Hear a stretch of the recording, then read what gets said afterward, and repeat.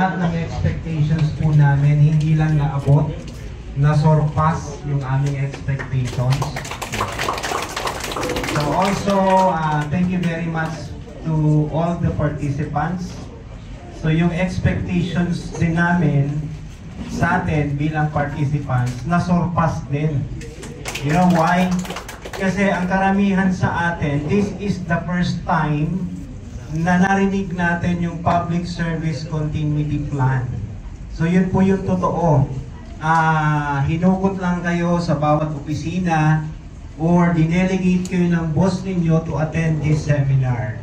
So totoo po na talagang compress yung 5-day training natin. So talagang punong-puno, siksik. So kung minsan hindi na magkasya sa utak natin, pero na-absorb po natin yung karamihan sa mga itinuro sa atin ng ating mga instructors. So pero pagkatapos po ng ating seminar, hindi nagtatapos dito yung ating trabaho.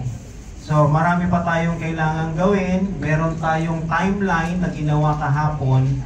So kung ano po yung support na ibinigay ninyo para dito sa 5-day training natin, so we will be expecting na you will be continuing to support yung ating mga activities pa para makapag-submit tayo ng Comprehensive Public Service Continuity Plan.